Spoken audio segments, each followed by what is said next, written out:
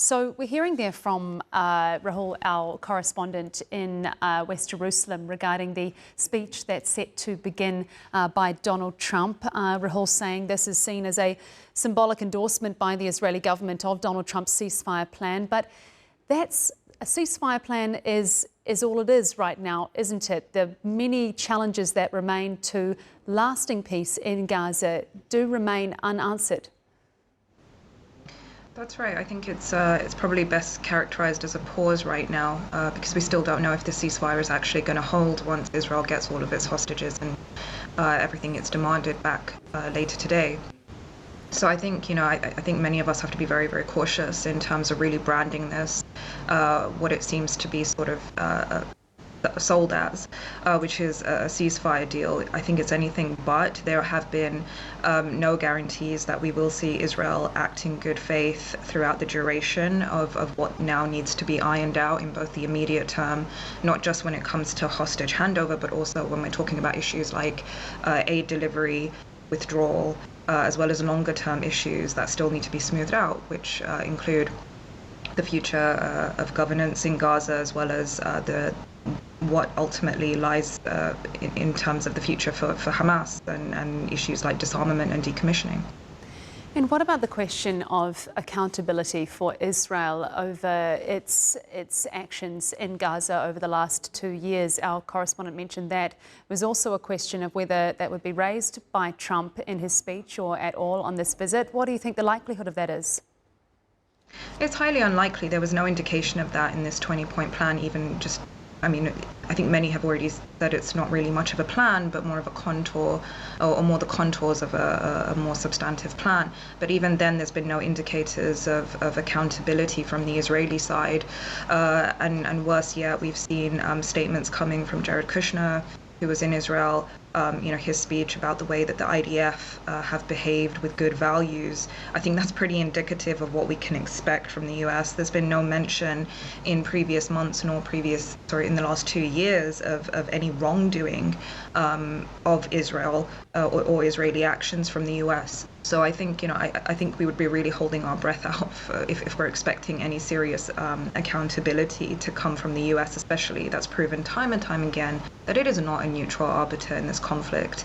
And if anything, this recent ceasefire deal has been sold in a way where it's actually been quite a useful PR exercise for Israel. Israel has been made to seem like it's willing to be flexible and pragmatic.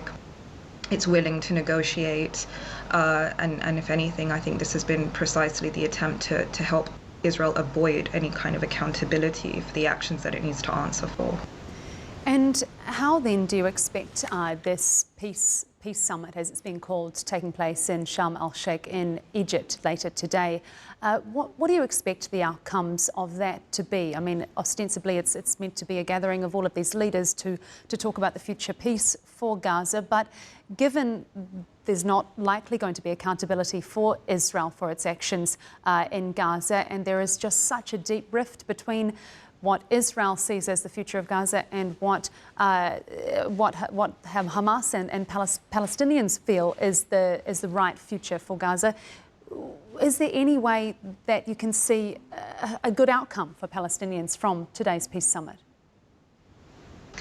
Unfortunately not. I don't think Arab states have really indicated in the last 2 years that they themselves are willing to hold Israel to account. We've seen their policy so far be one of engagement rather than isolation, or trying to leverage their normalization deals or potential normalization deals to work in favor of the Palestinians. We haven't seen a single Arab state recall any of their ambassadors.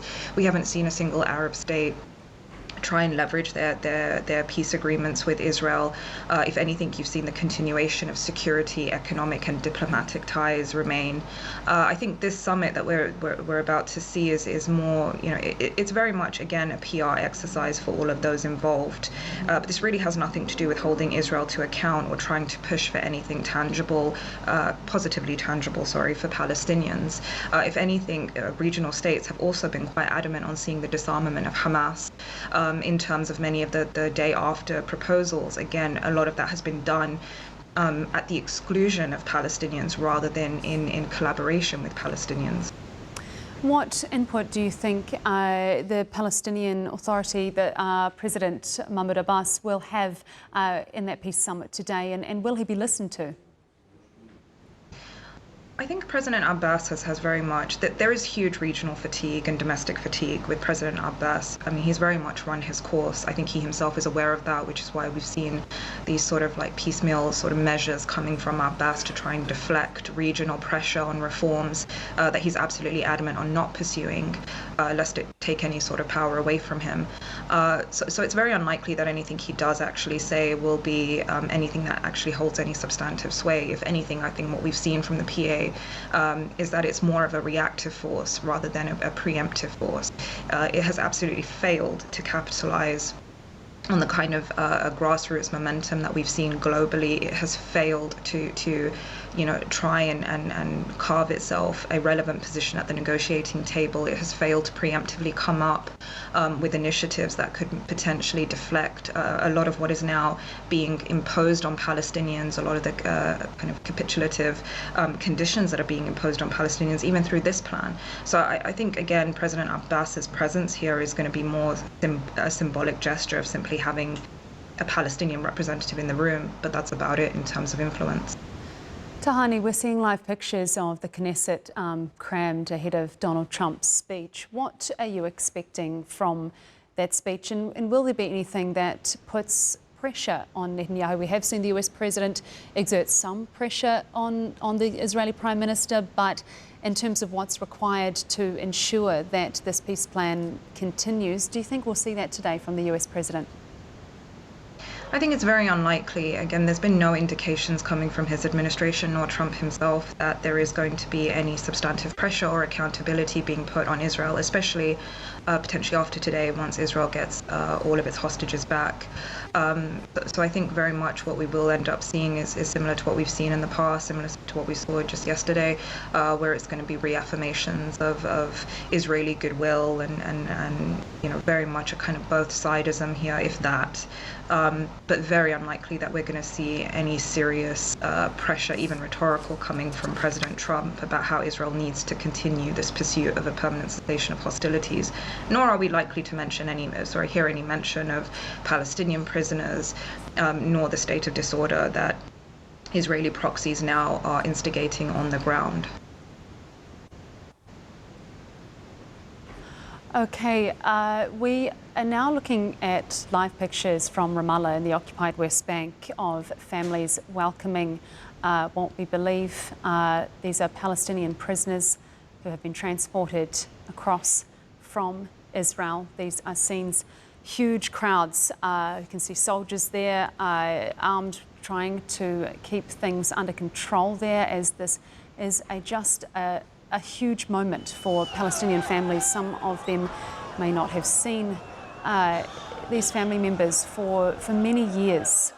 So what you're seeing here are live pictures of a bus that has arrived in Ramallah.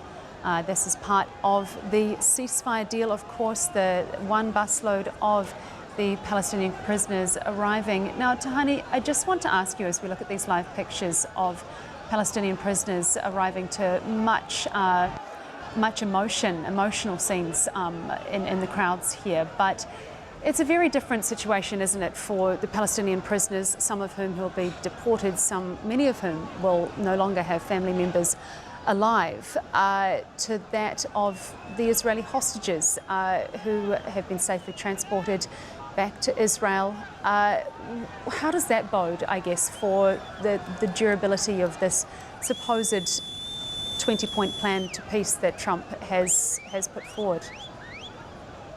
Well, I don't think there was any sort of conditions in terms of when it came to the release of Palestinian prisoners. It simply stated numbers, but in terms of, how they were to be released, the condition of their release, even providing guarantees that they won't be rearrested, there was really none of those. So, I think in the past, when we have seen similar images back in January, when we saw the hostage handover, the state in which we saw those prisoners released and the state in which we saw many of those bodies returned were absolutely, morally horrific and completely morally bankrupt. But that wasn't enough, at least from the Palestinian side, to derail the ceasefire negotiation process. If anything, it was Israel's unwillingness to enter into phase two, which left really the majority of the more substantive issues around withdrawal, where we ended up seeing Israel unilaterally break the ceasefire. But I don't think, despite this, despite the images we're seeing now, I don't think this will be, at least from the Palestinian side, enough to derail the ceasefire agreement.